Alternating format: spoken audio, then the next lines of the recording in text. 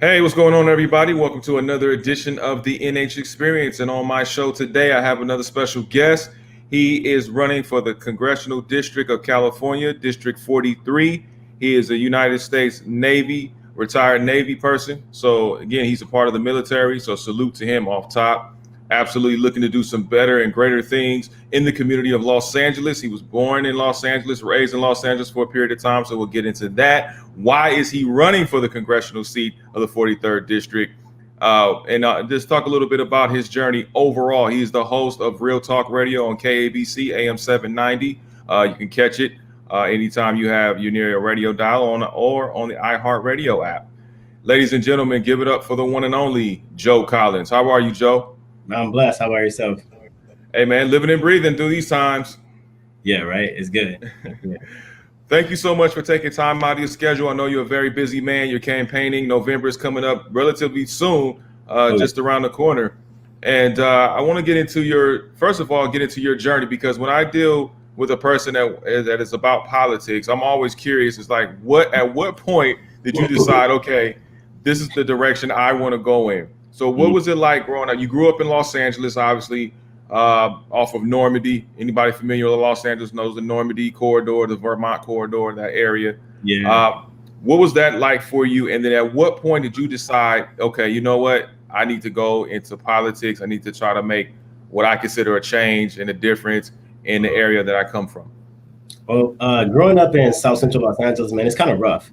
But I didn't know it was rough at the time growing up in it, because it seems like it's normal. Things happen on a daily basis. The fights, the gang violence, the poverty, and these are, things that are normal. My mother made, not having a lot of money look glamorous as she should have, as a good mom, doing the best for your children.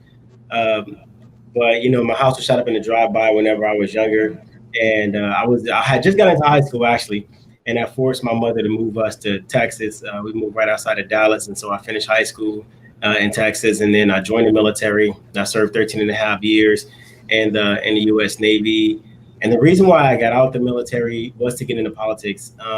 I saw the divide that was happening whenever President Trump started running for, then candidate Trump started running for president. And it was kind of like, it was disheartening. And one thing that we started to notice was that the younger generation were not being heard.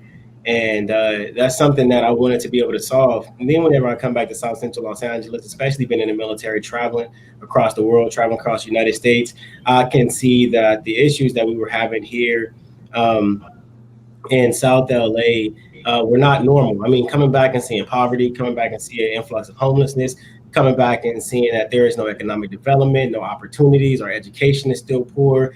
And, Maxine Waters has been in office well over 30 years. I mean, she came into Congress in 91. She was an assemblywoman in 76. And you talk about someone who has the majority of the influence, somebody who can affect change. And that person is Maxine Waters. And just the fact that she's done nothing for a very long time, it causes people in the community to get comfortable with living in poverty and not having nothing, but it also caused them to be comfortable with, not holding Maxine Waters accountable for the things that she should be doing as a representative in the 43rd District, which is providing value, increasing the value of the people's lives and providing opportunities. Now, let me get into this, because I couldn't wait to dig into this, because first of all, Let me ask you this question before I go any further. You being a Black man, you being raised in South Central LA for a period of time, what was your family and friends' reaction when you told them, I'm going to run against Maxine Waters? They didn't care. I mean, they were upset I went to the military. They were upset when I became a Republican. And so they just expected me to do the complete opposite of what everybody else says. So when I said, I'm getting out the military, I'm running against Maxine Waters, they was like, well, no surprise there. But I think telling them that I'm a Republican was probably like the hardest thing. Second to telling them I'm joining the military, they think, oh, the military is a white man's war. Don't go over there and go fight. And I'm like, well, where's my opportunities at? I don't have any opportunity, no jobs or nothing. And then they tell me, well, don't be a Republican, because Republicans are not for Black people. And it's like, well, whenever you do the history from the Republican Party, regardless of what people talk about the switch and all of this business, the Republican Party fought the free slaves. They fought to get government out of people's lives. They fought to make sure that people of color have equal rights as everybody else. And, and that was the history that resonated to me also with the first black legislators being Republicans in the Senate and the U.S. House of Congress. So for me, it's about getting back to where we came from. And I have an analogy that I use when people tell me that, the Republican Party switched and everything. The first question I ask is, can you name something that the Democratic Party has done to improve the black community? And then the second thing that I ask is, when it relates to relationships, if you're dating someone and that person tells you that they have AIDS, would you date that person? Like, absolutely not. Well, a couple of years later, they say, hey, I'm cured of AIDS. Do you want to date? And the answer would still be absolutely not, just for the simple fact that they used to have AIDS. And so we can take that and relate it to the Democratic Party, where we're talking about, well, the Democratic Party fought to keep slavery going. They fought for Jim Crow. They fought for people of color to not be included in regular society. And then a couple of years later, they say, oh, we had a change of heart. Do you want to become a part of our organization? And for me, the answer was no then, and it's going to be no now, just because of the idea that this is what you used to do to black people. I'm not a turn the cheek type of guy when it comes to things like that. So if I understand you correctly, Joe, in your estimation, the Democratic Party has pretty much taken the black vote for granted and black people for granted over the course of time. Well, that's history, and it's relatively obvious whenever you look at any black communities, whether it's in Los Angeles, whether it's in Chicago, whether it's in New York. I mean, our communities are so dilapidated, and anytime anybody brings this up, the first thing people do is get upset and say, you don't talk about our black representatives, you don't talk about our black communities. And the people who are living here was like, well, no, he's actually right. Our communities are ran down. And one thing that we can probably agree upon is that when you look at the legislators that are in predominantly black communities, they are black Democrats, and they have done nothing for our communities. And I think that we as a people, especially black and brown people, we have to stop assuming that just because somebody share our skin color doesn't mean that they want to see us do good. So when I look at, Joe Collins, when I first heard about you and I first started to read about you, because obviously Maxine Waters is legendary in our community. She's been legendary here for over 3 decades. And I will say this much, I've seen some things that Maxine Waters has done that affects not only the community, but affects some of my family members directly. And what she's pushed for, what she's fought for. So my question to you is, Joe, what are you going to do that's going to be better and more consistent than your opponent that you're running against if elected? Well, the first thing that I would do is we will get some economic development going in our communities. That's something that we've been lacking for a very long time. Also, what we need to improve our education system. And a lot of people talk about this, but no one ever does anything about it. The fact that Los Angeles public schools are ranked among the lowest in the nation, is troubling to me. It kind of makes me upset. We definitely need to bring back quality jobs. I mean, we have no quality jobs in South LA area. And I know a lot of people, they get, happy about, becoming nurses or working security jobs, but these are not quality jobs. I mean, like, if you're struggling to make ends meet, then you have to think that the job that you're working is not a job that, could fulfill the needs that you need to take care of your families. And also, we have to get California back in line with the federal constitution when it comes to taxes. I mean, we are completely overtaxed. We are taxed so much that we have entire families that are sleeping in cars on the streets. Our homeless population is becoming out of control. And the majority of this is not because, mental illness and homeless. It's the simple fact that the cost of living is entirely too high. And we don't have enough housing to support the amount of people that are here at the cost that we have right now. And a lot of people say that, Maxine Waters has, fought for this, that, and the other. And I hear it, just as well as everybody else. Now, I applaud Maxine's efforts from the early days, but the same amount of things that she has fought for, she has also destroyed more. Because when we go back and we look at the 92 riots, right, in Watts, I mean, she enticed that with the hatred rhetoric that she speaks right now. With the, oh, this person is racist, this person is racist, this person is racist, and then you go back and you look at the riots, the LA riots in the '70s, the same exact rhetoric. So then when you fast forward to 2020 and you have Black Lives Matter being enticed to destroy more property across Los Angeles County by using the same rhetoric, you have to understand that just because she does a few things here and a few things there doesn't mean that she's been productive for the Black community. She's destroyed way more in our community than she has been effective. And another thing that I will bring up is when you are the chairwoman for the House Finance Committee, where you have trillions and trillions of dollars pass through your desk every single day. How come we don't have economic development within our own cities? How come we have to defund the police in our own cities where we already have a lot of crime? We already have, especially with COVID-19, crime is going up. Domestic violence is going up. Maxine Waters doesn't live in the 43rd district. She doesn't have homes in the 43rd district. None of her family lives in the 43rd district. These people all live in huge mansions outside of the district. So they want to defund the police in the areas that we live at, the areas that are already ran down, the areas that are already impoverished, the areas who already have crime, who already have gang violence, who already have low-income families or senior citizens. And so, when you talk about defunding the police and you want to make the police the enemy, what this tells me is that because you were the person who passed the laws, you're using the police as a punching bag to hide the fact that you completely failed when it comes to policy making. That's my opinion, my complete ideology. No, that's fine. And I want to address a few things because you unpacked a lot of things. So I want to address a few things that you said earlier when you spoke about Congresswoman Waters. One thing I will give her credit for is that she did aid the CIA to come down here to finally admit that they were pushing drugs and cocaine and crack into South Central LA and other brown communities, which had never happened before. One thing I will say, which was an eye-opening experience to many of those that suspected it, but didn't have the actual proof because no one spoke on that issue. Now, the one thing I will say after the 92 riots, I cannot put entirely that on Congresswoman Waters because there were other factors in that as far as the Rebuild LA movement, which with Peter Uberoff and those people who guaranteed there were going to be some economic development that folks in my community, which I lived 2 miles away from the flashpoint of the LA riots in 92. I was a young kid, but I knew exactly what Florence and Normandy was. So I say that to say, when you can't put nobody's is without blame.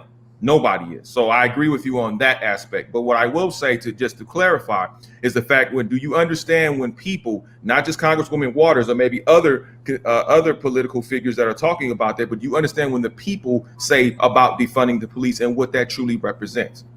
Yeah, absolutely. And if it is what they say it is, then I don't think you should call it defunding the police. I think it should be a police restructuring. And here's the thing: when you are in Congress, you have the ability and the power to affect change positively or negatively.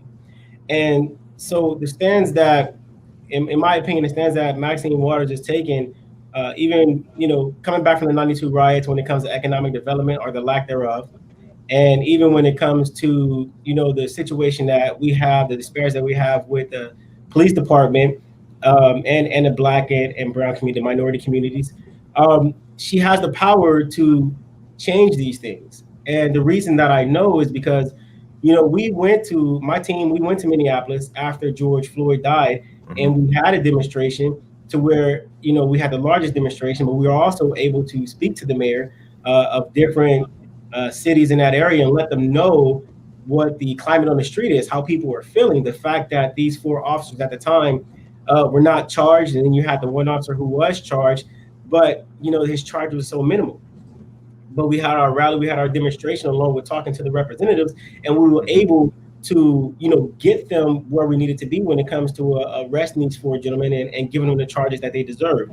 And also calling out the mayor of the city to actually step out and grieve with the families, right? And then we come back to Los Angeles, and we are able to affect the same change in Los Angeles that we did there. Mind you, I'm not in office, right? We are able to work with Michael Moore and start looking into the backgrounds of the police officers that have multiple complaints filed against them, which led to over 50 indictments already just the last 2 months. We were able to speak with the mayor and get resources put back into the cities, especially for small businesses and our senior citizens and homeless. We were able to start building an oversight committee to start to look at the laws that could be used to target people in minority communities. These are things that Maxine Waters should be doing instead of talking about defund the police. How about, be a leader and let's restructure. Let's find out where we can build, because we did have a racist history in Los Angeles back in the 60s, in the early 70s, when we had the racist police chief. But gradually over time, they've gotten a lot better, and they are willing to work with whoever they have to make things better. But I mean, if you were a legislator and you have a hand in making laws, you could have a hand in repealing laws. Then your obligation is to find the laws that are being used to attack the Black community, or that the police have to follow to attack Black communities, and get rid of those laws and replace them with something better. Or just, we can always hold the police accountable for their actions. But, unfortunately, Barack Obama signed a bill which gave the police immunity, so they don't have to be held accountable, which means they can continue to use bills to target people in minority communities and honestly get left off the hook. So as a representative, these are things that, in my opinion, that you should be fighting for if you claim to be pro-Black or you claim to represent a certain area or a certain community. Well, let me say this much, Joe, and I understand where you're coming from, and you made some interesting points, and I want to ask you about those, and I kind of want to address some of those things for those people that may be watching or listening. When you talk about Black Lives Matter, and that's the common denominator as far as everybody saying, oh, they destroy property, they do this, they do that, and the third. But here's the real truth about it, because there is something called infiltration. You will have people that will infiltrate into those organizations. Now, I've had several people on the ground. Now, I have not gone out, so I will say that very, very clearly. What I have done with my platform and my form of protest is disseminate information, let people know what's going on, things of that nature. But I've had people that were on the ground, people that were actually in multiple areas on the ground. And the one thing that they all told me that they have, and these people don't know each other that well, so I'm getting different perspectives. Oh, yeah. But the one thing they did say was that, look, man, everybody came there peacefully. Everybody came there to demonstrate, to make their voices heard. And the way that the media and a lot of politicians are coming at the people that support Black Lives Matter or that particular movement is the fact that they're trying to label them as quote unquote thugs, looters, things of that nature, to take the eyes and the focus off of what they're really fighting for, which is police brutality, injustice, racism, systemic racism, institutionalized racism, and oppression. So my question is to you, what are you going to do different? Are you willing, if you do win that congressional seat of the 43rd district, are you willing to challenge the government, as we saw Maxine Waters did 30 years ago against the CIA, to bring truth in here? Are you willing to challenge the government for the people? Because when people say defund the police, that doesn't mean completely get rid of the police, but how can you restructure a police department that is structured from the top on down to enforce laws over Black and brown people whom they do not respect because of different socioeconomic backgrounds? Mm-hmm. Yeah, you know what? And it's funny that you bring up the infiltration. I got a story I'm gonna tell you about that. But I mean, like, yeah, we have to go toe to toe, and I'm not afraid to do that. The thing about it is, I mean, when you try to use the CIA to try to expose like drugs being put in and out of the community, you have to think that, what did this person get for saying that information? Because, Maxine Waters has a history of ensuring that, certain drugs can get in and out of the inner cities.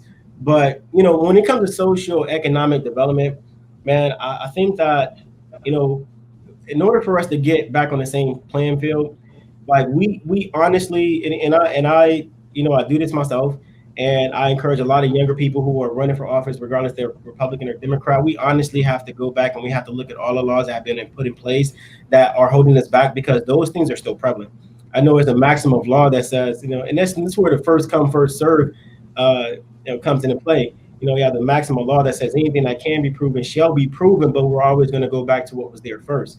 And, when you look at bills that have been put in place that are used by the police and different agencies to attack Black communities, we have to, I cannot stress enough, we have to go back and look at these bills and repeal them.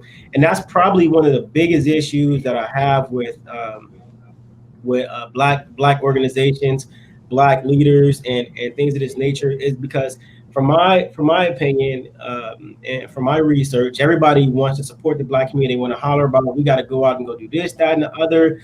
And as a legislative standpoint, when you have the Congressional Black Caucus, you have the NAACP, you have people who are supposed to stand up for Black communities. In my opinion, they're only putting a Band-Aid over the cut instead of actually going and stitch it up by removing laws that have been used to systematically separate us from any social economic development, separate us from any type of growth.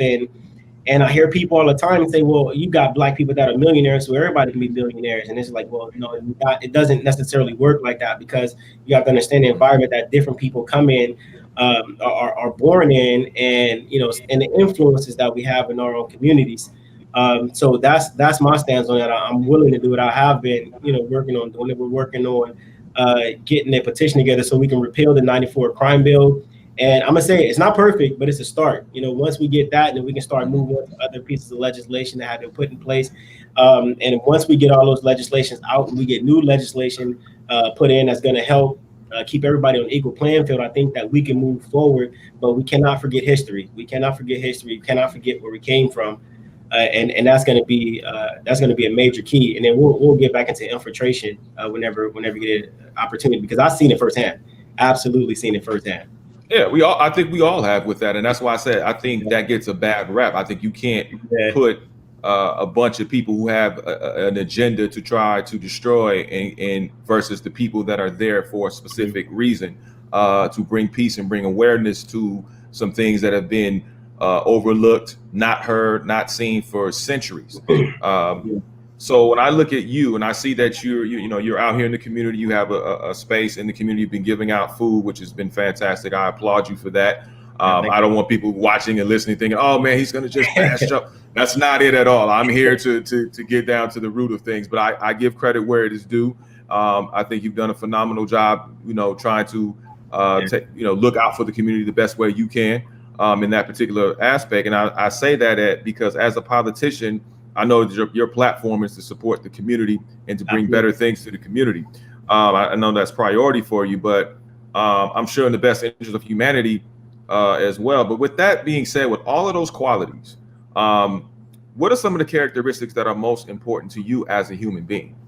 Oh man, those evolved over the years, and I think some of the characteristics that are important to me, a lot of the ideology or a lot of the qualities that I have right now were shaped through the military. So it's absolutely different from, a person who has never served in the military or who has been a civilian or haven't done federal service. And so I don't, I use, rationale and thought whenever I develop opinions and everything. It's not an emotional opinion, but I would say some of the qualities that are important to me, and these are qualities that I feel like a lot of people have. And the first one will be leadership. Leadership qualities are definitely important because, through every aspect of life, whether you're on a right side or left side, or whether you move into affect change positively or you move into affect change negatively, every single leader has the ability to have people follow them and to move certain things in a direction that is incongruent with their cause. And so leadership qualities are definitely important to me. And I feel like, we have a lot of young people in our community who possess leadership qualities. And it takes, us as strong men and minority communities to groom these young men for success and positive, in a positive direction. So leadership qualities are one of the best qualities. My number one. The second thing I would have to say is empathy. And the reason why I would use the term empathy is because I'm a Black Republican, and my message is different from the average mainstream Republican. And I don't mind telling people that I didn't become a Republican to be a part of the party or to be a part of some type of boys club. I became a Republican because it was a choice that I decided to make for myself based on the history of the Republican Party. And, when I hear a lot of people, when I get criticized by a lot of white Republicans on a regular basis, and I'm very boisterous about it, and because I really don't care what they're going to do to me. I tell these people, I said, well, my goal is not to turn, people into Republicans. My goal is to represent the people in my district, regardless if they're Republican or Democrat. And the reason why my messaging is different from any mainstream messaging like a Candace Owens or Brandon Tatum or President Trump or a Mitt Romney or Senator Tim Scott or all these other prominent Black conservative Republicans is because growing up in the inner city, I know what it's like.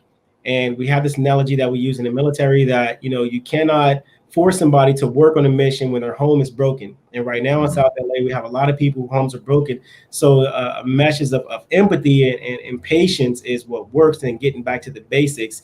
And this is what a lot of Republicans just absolutely don't understand because they've never been in a situation like South LA. They don't understand what it feels like to grow up in the inner city. And even if they do, they don't know what it feels like to be Black or Latino or Asian growing up in the inner city. So their views are absolutely skewed from the reality or the perception that we actually have to face every single day.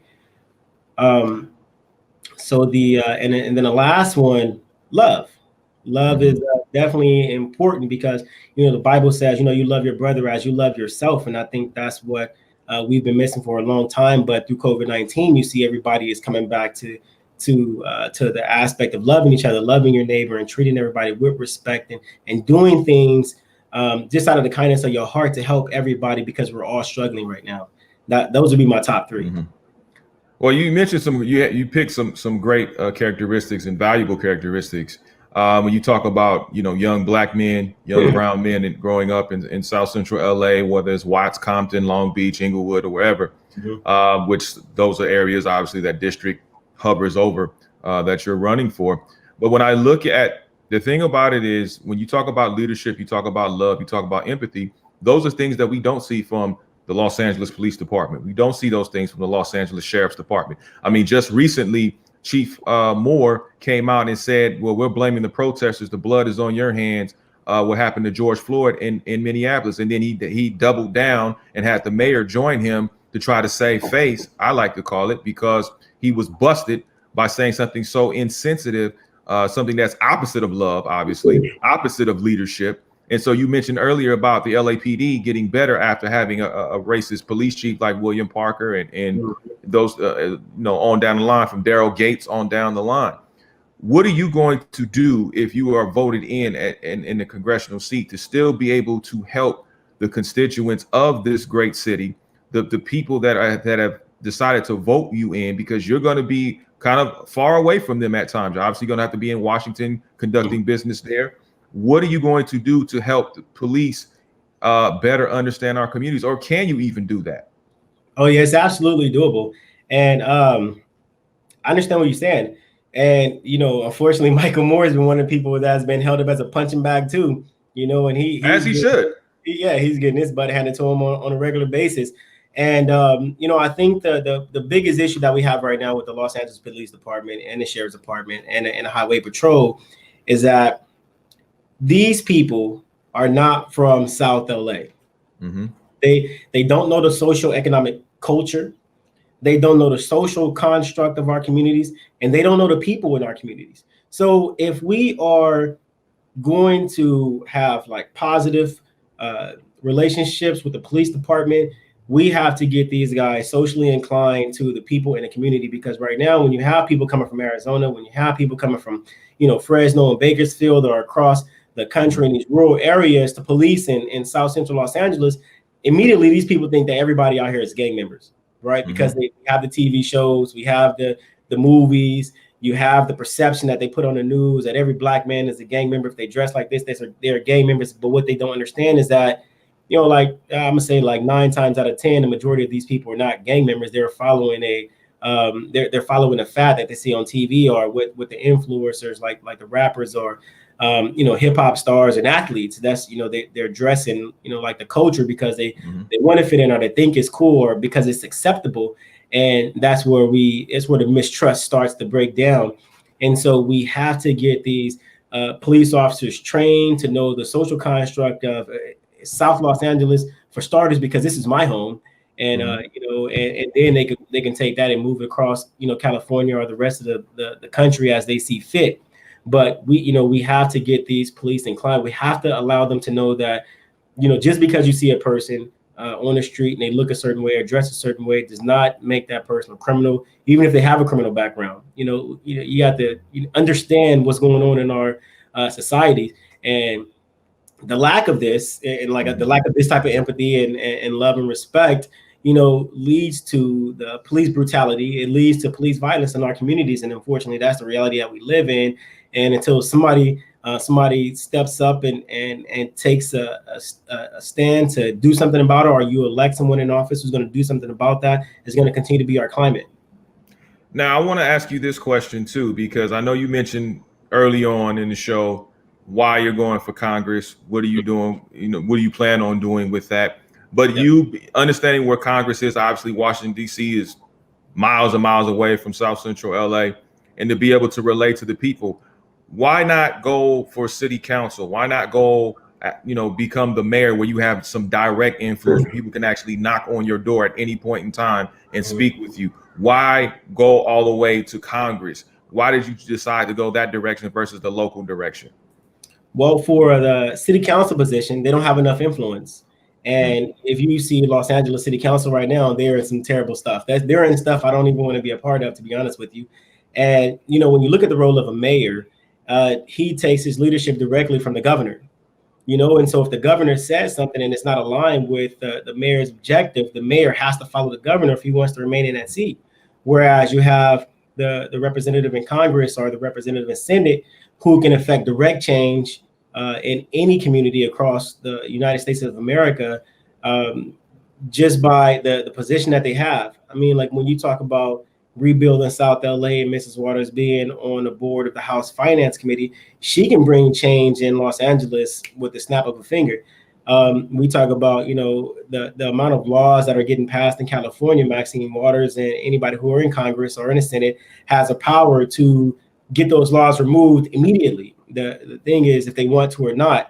And, for me, it's about being able or having an opportunity to affect change in my own community, which is why, I chose to run for Congress and, among other reasons. Now, you obviously are a Republican, as you've elocuted time and time again. You have not wavered from that, not one bit. And the one question I want to ask you is, I've spoken to a few Republicans, obviously party lines differ, certain parties follow a particular individual, other parties, follow that other individual. What are you in line and do you follow Donald Trump? I don't even know.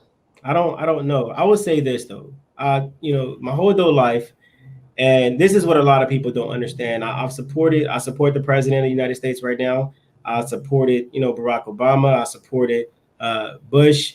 And the reason why is because in the military, you are trained to support the president of the United States, regardless of their political party affiliation. Now, when it comes to my own personal thoughts, just like, supporting anybody, there are things that you agree with and there are things that you don't agree with. So, just because I support the president doesn't mean I absolutely agree with everything that he does. I'm gonna be honest, some things that he does absolutely pisses me off. To high hell, I feel like he needs to have more of a presence in Black communities to show people in Black communities that regardless of the party stance, that the president hasn't forgot about us. And I think that would be a very, very effective change. Also, I think that the constant bickering on Twitter or social media platforms is absolutely petty. As a leader, you don't have to flex on everybody when you're a leader. But what I would like to do, and this is regardless of who the president is, I want to take the programs that they have that are positive or that I can use and rebuild my community. Obviously, Donald Trump and Joe Biden are the front runners to run this November for the presidential campaign. If Donald Trump is reelected, what do you plan on talking to him about? Because I ask you that because when you look at Donald Trump and the divisiveness that he's displayed, the racism, the misogyny that he's displayed, and he's made it abundantly clear who his constituent base is, and it ain't Black folks, and it ain't brown folks, and it ain't folks that come from different socioeconomic backgrounds. How do you, as a Black man, putting the military aside, putting the political party aside, how do you, as a Black man, plan on trying to get dialogue with this man who seems to be tone deaf when it comes to our communities? Yeah, so I would I mean, for me, I think my outlook is a lot different because I've had a lot of experiences, you know, with the president and people who are involved in his campaign and everything. And so, uh, what I can say is that, you know, the media plays a huge role in the perception of anything or anybody, right? And so, you know, I can ask, you know, what makes you think the president is racist or this, that, and the other, and you know, we could talk around in circles all day. But the fact of the matter is, I mean, until we get the media in check and honest, because all media is, you know, kind of dishonest, all mainstream media is kind of dishonest, then everybody's always going to have their perception based off what they see until they actually have an experience, you know, with President Trump or the people in his campaign team. And so I think that getting a conversation with President Trump to let him know the issues and not the entire Black community, but at least my community, the community that I can affect the most change in, and you know, kind of coach him to be more visible, or you know, if he is or isn't what people might consider racist, to you know, double down on the things that he's done for the Black and brown communities and everything, because I think that a lot of people just honestly don't know, because nobody ever talks about anything good these days. Everybody want to point out the negatives. And I know that from personal experience, especially being a Black Republican. I get a lot of heat from white, you know, white Republicans when they tell me, oh, you put up this sign, that means, you know, Black power. That means you don't like white people. And I'm like, no, well, first of all, I'm a Black person. And you know, we grew up, you know, with Black power, and my influencers were, you know, people like the Black Panthers and, you know, great public figures who were, you know, pro-Black. And being pro-Black does not mean you're anti-white, you know, just all the sentiments that, you know, we hear on a regular basis. But I mean, you know, the definition of a leader is to lead, whether you're in the front or the back. And if you feel like that, you know, as a leader, that you want to point the person in charge in the right direction, you absolutely should, without making a big public spectacle about it. And so I think that, you know, once we take office in November, that we start the guide, you know, the lines to a direction that's more positive and move away from the negative. That's one of the biggest issues that I have, especially when it comes to his social media. I mean, and you know, when he get up on stage and he speaks this thing, and you know, his predominant base are white, you know, middle class or upper class voters, because we don't feel like he speaks to us because he never comes to our city. Now, you know, and this is one thing that we've been trying to get him to understand. Of course, the majority of our cities, inner cities, are poor, but you do, you know, a rally in the inner cities across the United States, and you show that we're included in your plan. You talk about things that you're doing for us at your rallies. Maybe we can take to you a little better, and you know, we can, you know, have a flip side of the story versus just the one that we see from mainstream media or social media.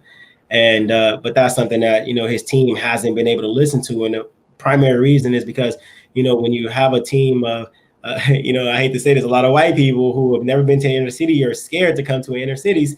I mean, this is what you get. And I even challenge, you know, I challenge other Black conservatives, like, you know, I challenge Candace Owens after she criminalizes a lot of Black men to come to the inner city and preach that rhetoric, you know, here, and see how people take to you. Or even if that's how you feel, you know, what are you doing to make things better? Because I don't see you doing anything except for going into your safe space and speaking to people who are already going to agree with you, just because you built your platform off of that base, you know. So these are the struggles that we go through.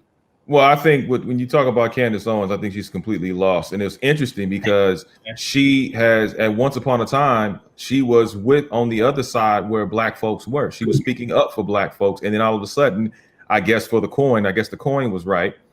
She started to bash our own people and bash especially Black men, which I deem as self-hatred. And that's something psychological. And that's another conversation for another day.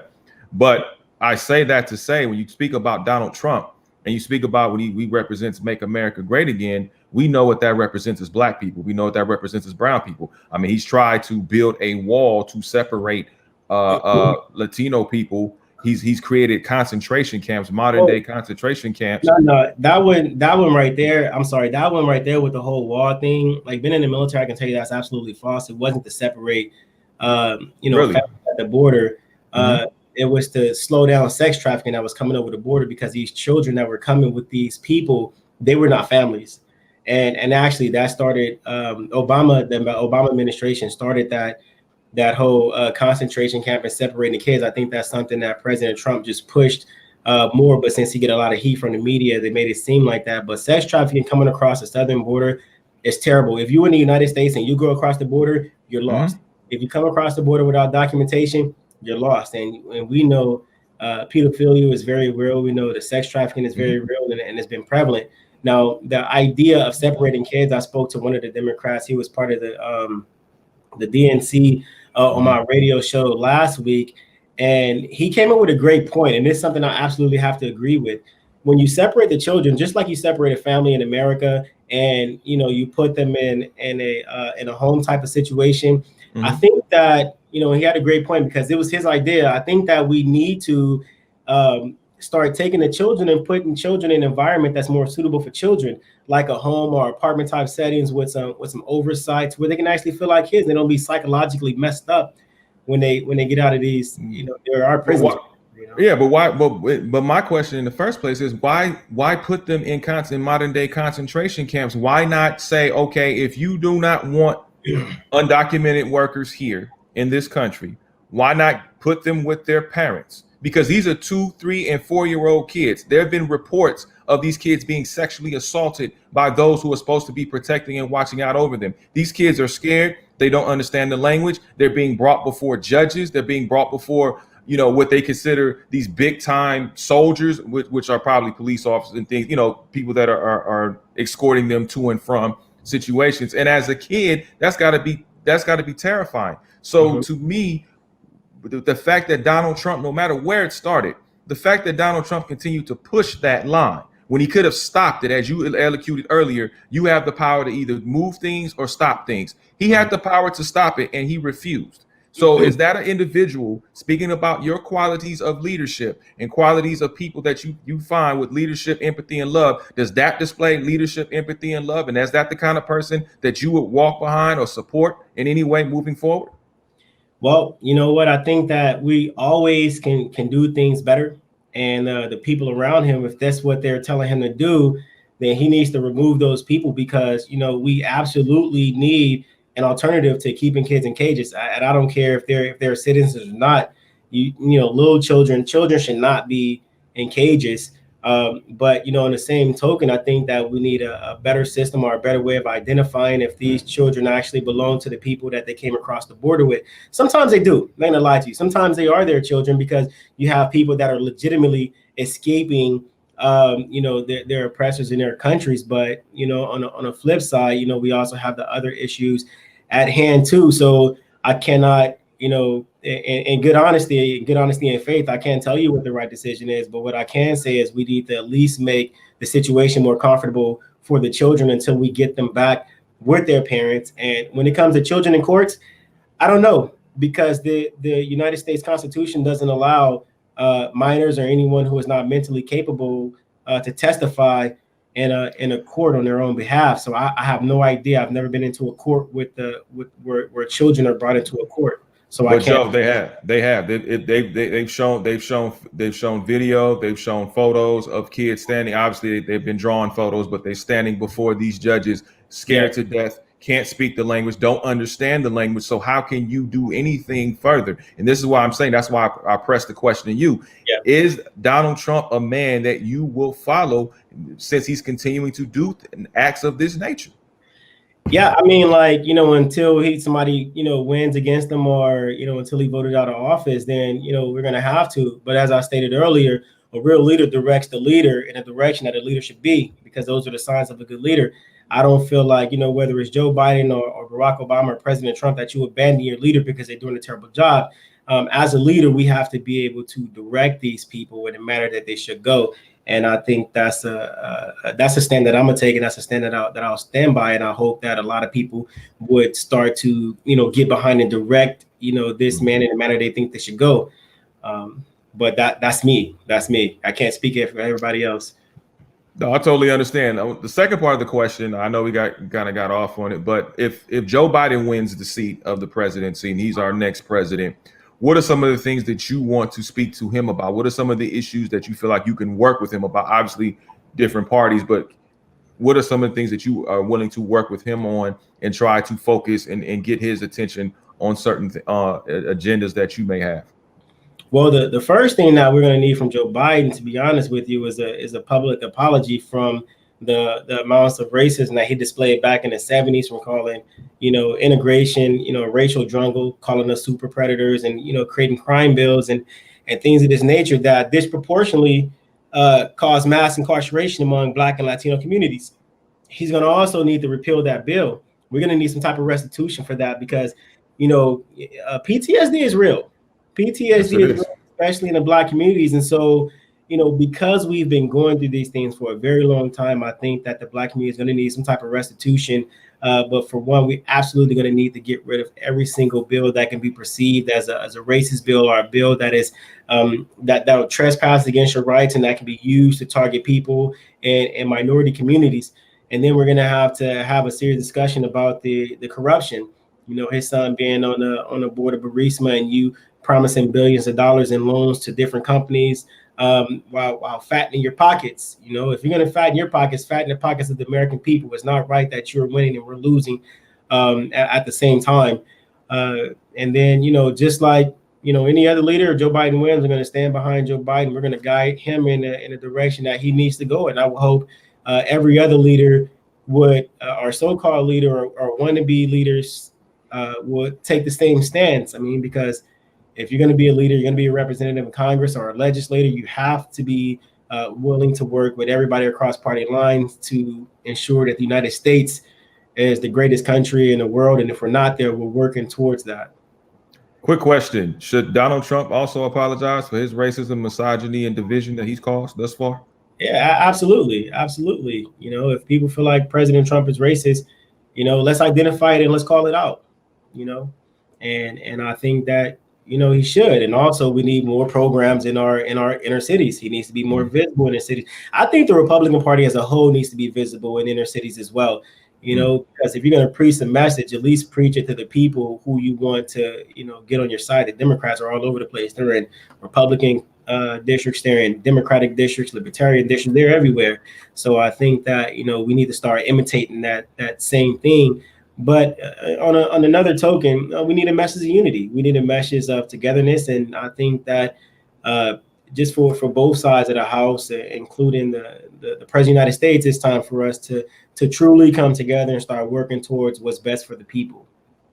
In 2020, is there truly, with everything that's going on, we're seeing, people waking up, we're seeing people take a stand on things, which they should. We're seeing things being changed, slightly being changed. Is there even a need for a party system, or should it just be individuals, whoever's the best candidate? Man, I think that, and you go with who you feel is the best. Go with who you feel like. I have a lot of friends that are great people that are Democrats. I have a lot of friends that are great people that are Republicans. I have a lot of great friends that are libertarians or Green parties or constitutionalists. And we just need to start going with what's best, because they always say the definition of insanity is doing the same thing over and over and over again, expecting different results. And, that same concept applies to political party preference as well. You're voting because you're comfortable with a political party instead of actually looking at what the individual that's in a party is going to do for you or do to make our communities better.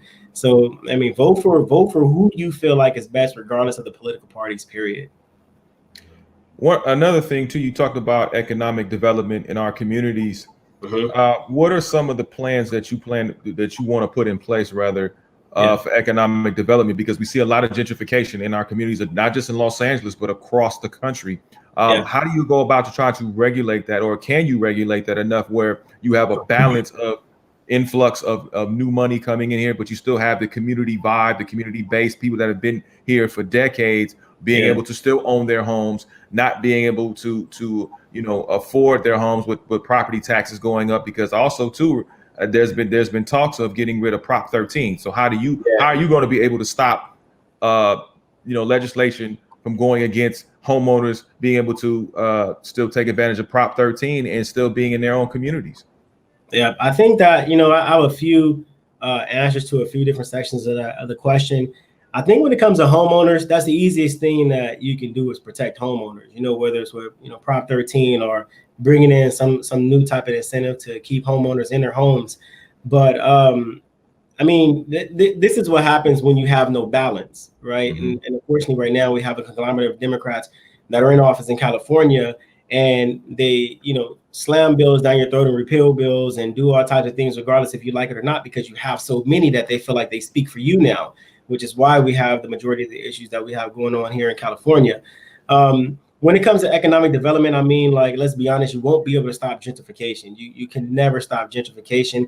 And I think that we have to stop using gentrification in a bad light. But I'm going to push for rebuilding our city. But you also, in rebuilding our city, you have to bring back quality jobs, right? Because if gentrification would be a problem if people have money to live. And I'm not talking about money to make ends meet. I'm talking about, you have a lot of money left over at the end of the month so where you can drop some money in savings and investments. We don't have that right now. We don't have quality jobs. And so when you remove quality jobs from the inner cities and then you start to gentrify, you start to rebuild the cities, the predominantly minority communities, you're driving people who are working in basic jobs who don't have money to make ends meet out of that city. And you can talk to anybody, they say gentrification is bad, gentrification is this. And you can also ask them, well, if you had money to live through gentrification, would it be a bad thing? Like, no, well, we need to rebuild. Okay, so we can agree that money is the problem, the lack of quality jobs is the problem, and the cost of living, as you said, is the problem as well. So cost of living will go up, but it doesn't have to. With gentrification, the thing is everything in California is so regulated and taxed that it causes more to build. It costs more for materials, more for manufacturing, and all of these things play a role when it comes to rebuilding our communities. But that's why we need the balance of legislators, Democrat, Republicans, Independents in office, so we can challenge bills that get put in front of California, challenge bills that get put in front of Congress in the United States. But I am a fan of rebuilding the district. I'm not a fan of removing people from the district, but I am a fan of taking care of our seniors. And this is another thing that pissed me off. And I'm gonna get right back to it. Taking care of our senior citizens is important, and also bringing back quality jobs. I cannot stress that enough. We have so many smart kids in our inner cities, but we have no tech industry. We have no transportation and technology industry. We have an aerospace industry, but nobody knows about it. My campaign has been working with the aerospace industry so we can create opportunities for quality jobs through apprentice and journeyman's programs, so they don't have to have college degrees. But one thing that pisses me off is how can Gavin Newsom create a bill, right, to give hundreds of millions of dollars to illegal immigrants, and we still have senior citizens that are getting removed from their homes, homeless population that is out of control that nobody's even taking care of. And I'm so dumbfounded how you can take the taxes, because we pay billions and billions of dollars in taxes in California just for us to be in debt. But instead of taking that money and giving it back to our small businesses, our Black-owned businesses, giving it back to the low-income families, giving that money back to our senior citizens, giving that money back and actually making avenues for our homeless population, he creates a bill and give it to illegal immigrants. Now, I don't have a problem with immigrants that do things the right way, but I feel like when you give things to undocumented people in the United States, you're incentivizing them, breaking our laws while leaving people who have worked, 50, 60, 70 years and have retired hanging. And that right there, it just extremely pisses me off, because it's like, take care of the people who are paying these taxes first.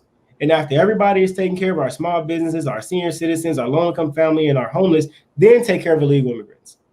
That's my All right.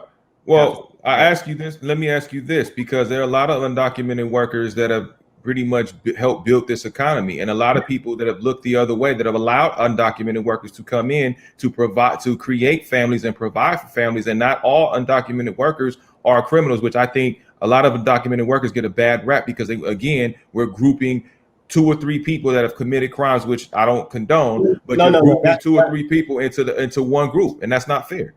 Yeah, no, I'm not talking about them being criminals. I'm not talking about like people committing crimes. I'm talking about in general, because we have a system where people come into the United States and they, do this, they do that, but then you have people who, come into the United States undocumented, and they are productive citizens. And I think that was the idea of the whole DACA program, right? DACA program was supposed to give children of immigrants the opportunity to become citizens or green card holders in the United States. And so they can be able to bring their families who are here illegally and who are being productive to citizenship status as well. but the program was broken. I think that, if I remember straight, I think that when Obama did that, the idea was to have that tied over until Hillary Clinton was going to be running for president. When she was supposed to win, she was supposed to complete that cycle.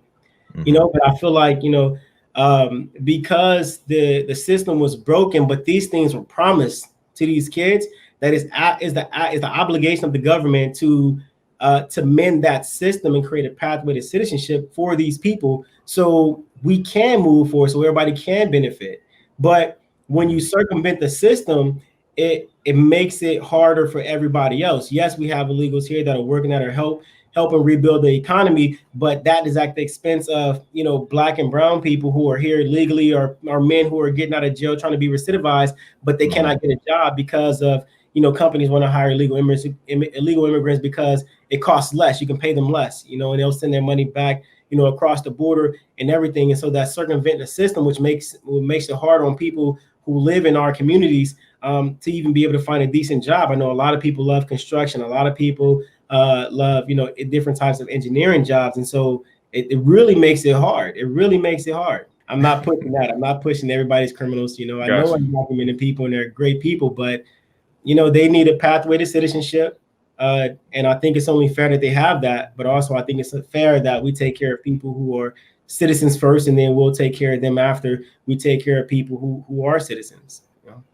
I understand. I mean, I always said that it should not take 7, 8, 9 years for people to become citizens of a country. If they desire to become citizens of a country, it should be swift. It should be in a way where they have ample amount of time to do it, and they're able to do it, and let them do it. I want to talk to you 2 quick things before I let you get on out of here. Thank you so much, and once again, for coming on the show. I really appreciate you coming on. You talked about tech industry. You talk about, and I know there's been a lot of talk about the lack of Black folks and people of color in Silicon Valley, and having that bridge to Silicon Valley. And I want to bring this point up to you and get your perspective, because God rest his soul, before the brother was murdered, the late great Nipsey Hussle connected with Dave Gross, who created Vector 90, and which was supposed to be a STEM program for people in the community, in the Crenshaw district and surrounding communities, for kids as low as young, as 5 years old and up, to be able to learn those skills. So when they do get older, you can start to build that bridge against Silicon Valley. How are you going to help continue those programs like Vector 90 and several others that want to spruce up and sprout up in our communities, to be able to develop in the tech world and be a powerful force in the tech world? Yeah, that's a good question, and I love that you brought that up, because I absolutely supported that idea with him and David, creating that pathway, especially through STEM programs, because I think that's important. But one thing that we can do is, how can I put this? I don't want to say this without being disrespectful. I'm gonna say it. We don't need Silicon Valley here in LA. What we need is to create our own tech industry here in LA. We have kids that are smart enough to do it. The biggest issue that we have in LA is, in any inner city across the United States, is funding. We have lack of resources, and nobody's here to help us. So say, because we got a program that we're putting into high schools right now. We have one that we got sponsored by NASA, where we bring in STEM programs back into high schools, sponsored by NASA. We have another one where we teach kids entrepreneurship skills, and we got it approved by CTE. We just got it approved by the school board a couple of months ago. And so we're going to be pushing that. And this is LAUSD, correct? This is LA. Yeah, this is LA. Okay. And so, funding and resources is the biggest things. I mean, we can look at, it's nice to say, like, let's get Silicon Valley back here and do all of these great things with other companies. But when are we going to stop trying to attach ourselves to everybody else and start building our own things in our own communities?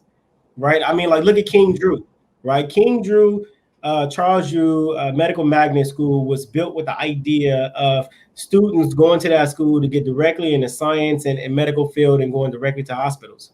We need programs like that. We need schools like that all throughout our district, and I think that if we could stop worrying about, Silicon Valley, and start worrying about building our own tech industry, building our own tech schools, building our own trade schools, building our own technology and transportation schools, and getting our children guided at a young age in a career path that they feel comfortable in, a career path that makes them excited, a career path that they can excel in, I think that we will have a better Los Angeles. We'll have better inner cities. And I think we'll have that economic development that we need, just based off the pure fact that we are training children that are from our own communities in a field that they actually want to get in, and we don't have to go through the public school system that is absolutely broken. One thing I want to ask you, because you are about trying to resurrect or raise the community to a higher plateau. There are a lot of young people. You mentioned earlier about young people having the vision, having the ideology to do greater and do better. And will you be willing to work with people that are on the street, such as Sticks from Watts, who's done a phenomenal job? I know you brought up King Drew, and he's being able to connect with Planet Fitness to bring a gym in high school, a Planet Fitness inside the high school. I never had that. I don't know about you, but I've never had a gym in my high school like that. I finished high school in Texas, so they had all of that stuff. Yeah, see, you're different. Airport, I went to high school in LA, so we didn't have that luxury. But I mean, he's doing great work with the Beyond Meat Company and really servicing the community. You have guys like Top Dog from TDE who's doing great work in his community. Glasses Malone. You have a lot of other people that are doing great works, in the community and doing what they need to do to better their communities. Are you willing to work with those people, or have you reached out to any of those people to try to work and see what you can do to better it? Yeah, I'll be more than happy to work with a lot of these organizations. The crazy part about it is, and I don't even know how or why this happens, but I've had so many people call me to get things done throughout the community, and the majority of the time, I'm like, I don't have the political party to push this stuff, but I try my best to do what I can, and we've been very successful. With some things, other things like, well, we have to put that on hold or have to find different avenues. But man, I would love to do what I can to get in front of these organizations and help them push whatever it is that they want to do. If it's positive for the community, positive for our young people, I'm 100% with it. I'm so limited to what I can do right now in my private capacity that is ridiculous. But I still have people call me, hey, you got to help us. Like, we have a guy who want to do housing, and he has the ability to bring pre-manufactured homes and put them in different locations. And I'm just like, I want to help you, dude, but I can put you in front of the people, but I don't have the political power to tell them to do this, So it's still a blessing, though. Absolutely. Last thing before I let you get on out of here, reparations. That's something that we have been fighting for centuries, decades.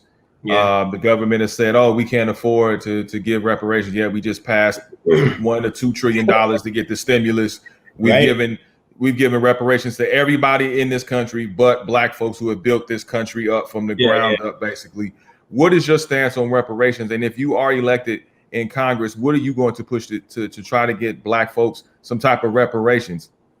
Yeah, I've dabbled in the idea of reparations, and I support it. I think reparations would be great. I think one of the biggest issues is, when you look at the and people don't like hearing this answer at all. People think it's BS. But when you go to the Library of Congress and you look at you have three different types of people who are of color who have been who are here, who have been here. You have people who are indigenous outside of the Indians, and they call us the copper colored people. And you have people who are descendants of African slaves. And then you have people who are descendants of Black cultures from, smaller towns or smaller islands and everything like that. Now, everybody who was brought here deserves reparations. You brought her through slavery, you deserve reparations. And if you are here as indigenous, you also have a certain type of reparation that you get. And if you are here from islands as slaves, there's a separate reparations that you get too. Now, those reparations doesn't come from the United States. Those reparations come from the Department of Interior. But the biggest thing that we have to do as people of color is you have to find out which one of those blocks you belong in, so you can get what is owed to you. How do we go about doing that? How do people find out about going about doing that? You'll look at the Department of Interior's website, and they also have the archives. And also in the Library of Congress, you can find your name and you can trace your lineage back to if you were here during slavery. And this goes back all the way to one of the first census. I think it was like 1870 or something like that. Mm-hmm. And you go back and you find your family's history. Now, if your family's history was a descendant of slaves, you have to go and you have to sue the United States for your portion of your reparations, whatever it is that you feel like they owe you. And that's the easiest way to go about it, whether you are